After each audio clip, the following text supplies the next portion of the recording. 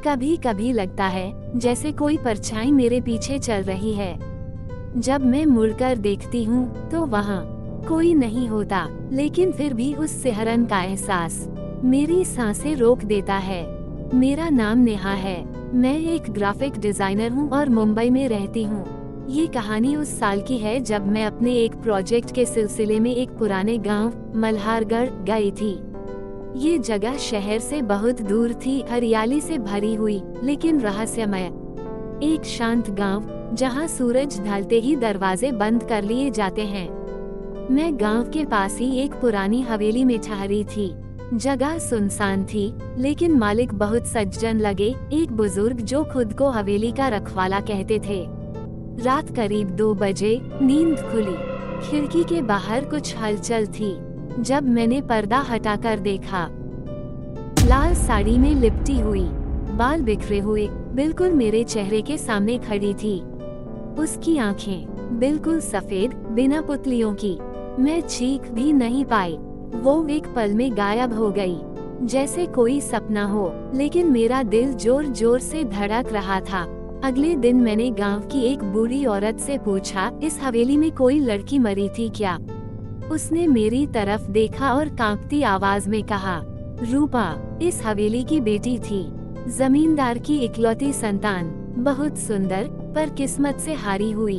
एक अमावस की रात उसकी आत्मा जला दी गई थी और तब से वो हर रात में बाहर भटकती है। वो क्या चाहती है?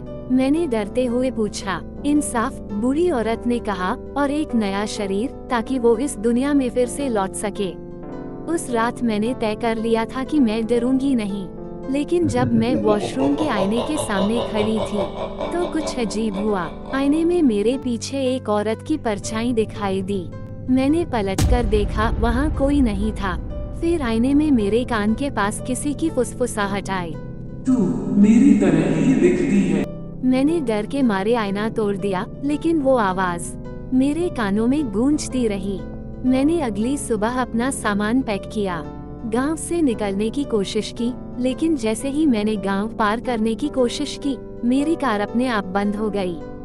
मोबाइल नेटवर्क गायब, सड़क सुनसान, और एक औरत, उसके होंठ हिले। तू नहीं जा सकती, अब तू मेरी है।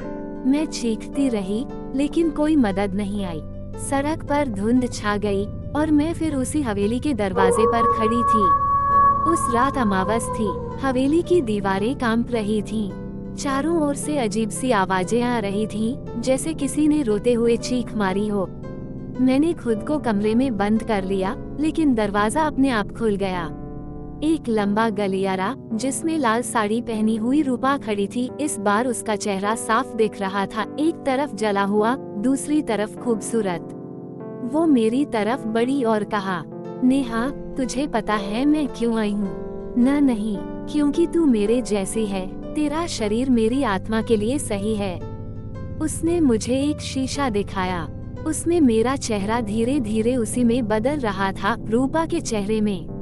नहीं, ये क्या हो रहा है? मैंने चिल्लाया।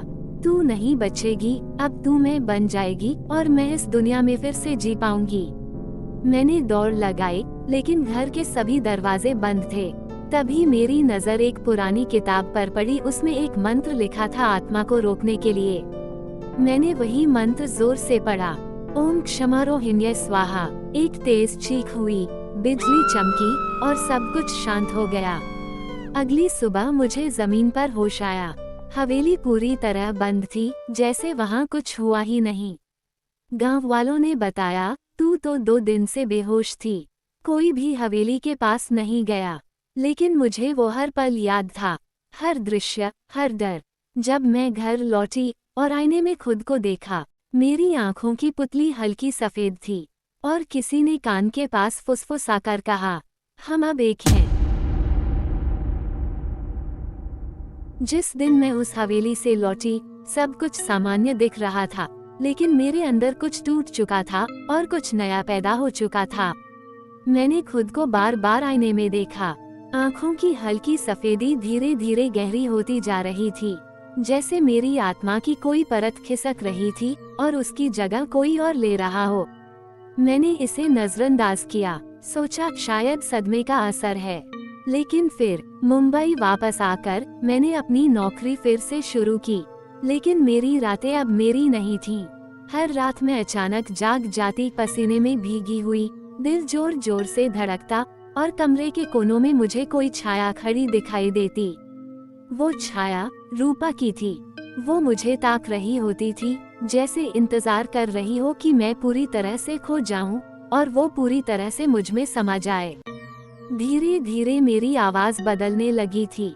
कभी कभी दफ्तर में लोग कहते, नेहा तुमने अभी कुछ कहा था। नहीं, मैं कहती, मैं तो चुप थी, पर उनके चेहरों पर डर होता, क्योंकि मेरे मुंह से कोई और आवाज निकली थी।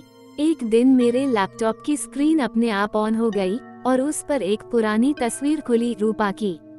वही लाल साड़ी, वही जला हुआ चेहरा। नीचे एक लाइन चमक रही थी, अब तुझसे मेरा रिश्ता टूट नहीं सकता। अब बात सिर्फ डर या सपने की नहीं रही। एक रात मुझे जोर का बुखार चढ़ा। जब सुबह मेरी रूममेट ने दरवाजा खोला, मैं जमीन पर पड़ी थी, बाल बिखरे हुए, और कमरे की दीवार पर खून से लिखा था, नेहा मर चुकी है, अब सिर्फ रूपा है। मुझे हॉस्पिटल ले जाया गया, लेकिन डॉक्टर कुछ नहीं समझ पाए। रिपोर्ट्स क्लियर थीं, सब नॉर्मल, लेकिन मैं जानती थी अब सब कुछ नॉर्मल नहीं रहा। अब जब मैं आईने में खुद को देखती, वो मैं नहीं होती। मेरी आंखों के नीचे काले घेरे, होंठ सूखते, और सबसे डरावना एक परछाई जो मेरी हर हरकत की नकल करती थी, लेकिन मेरी नहीं लगती थी। वो मेरी पीठ के पीछे से मुस्कुराती, लेकिन मैं नहीं। रूपा, मैंने कहा, तू क्या चाहती है? और पहली बार उसने जवाब दिया, मेरे ही मुंह से, मेरे ही लहजे में, तेरा जीवन, तेरा शरीर, तेरा सब कुछ। मैंने एक आखिरी कोशिश की। गांव की उस बूढ़ी औरत की बात याद आई, रूपा को बस एक ही मंत्र रोक सकता है, लेकिन सही समय पर, सही जगह पर। मैं फिर से मल्हारगढ़ गई, इस बार अकेली नहीं, एक तांत्रिक को साथ लेकर। वो तांत्रिक गांव के बाहर जंगल में रहता था, बाबा शांतिलाल। उसने मेरी आंखों में देखते ही कहा, तेरे अंदर अब आधी आत्मा रूपा की है। अगर कुछ दिन और बीत गए, तू खो जाएगी। क्या कोई उपाय है? मैंने कांपते हुए पूछा। है, लेकिन उस हवेली में, उसी कमरे में जहां रूपा मरी थी, वहां त्रिपिंडी शांति करनी होगी, तभी उसकी आत्मा बंधेगी। लेकिन याद रख, वो तुझे रोकने आएगी। रात 11 बजे हम हवेली पहुँचे। तांत्रिक ने पूजा शुरू की, दीपक जलाया, मंत्र पढ़ने लगे। मैं चुपचाप बैठी थी, लेकिन अचानक मेरे अंदर कुछ कांपने लगा। मेरा शरीर जैसे खुद चलने लगा, आंखें पलटी, और मेरे मुंह से वही आवाज निकली, बंद कर ये सब, तू मेरी बन चुकी है। मेरे हाथ कांप रहे थे, पैर जमीन से ऊपर उठ गए, और एक जोरदार चीख हवेली में गूंजी। तांत्रिक चिल्लाया, ओम हली क्लीम कपालिनी स्वाहा। चारों ओर हवा का झोंका, हवेली की छतें हिलने लगीं। रूपा की आत्मा मेरे शरीर से बाहर निकलती दिखी। वो लाल साड़ी में थी, जलती हुई, लेकिन मुस्कुरा रही थी। तू सोचती है ये मेरा अंत है, उसने कहा। मैं फिर लौटूंगी तेरे खून के रास्ते। और फिर वो गायब हो गई। हाँ, जब मैंने आंखें खोली, हवेली शांत थी। तांत्रिक थका हुआ था, लेकिन मुस्कुरा रहा था। तू बच गई, पर कुछ निशान रह जाएंगे। अब मैं वापस मुंबई लौट आई हूँ। सब कुछ सामान्य दिखता है, लेकिन कभी कभी जब मैं आईने में देखती हूँ, तो कोई दूसरी मुस्कान झलकती है। हम फिर मिलेंगे, एक फुसफुसाहट कान में आती है।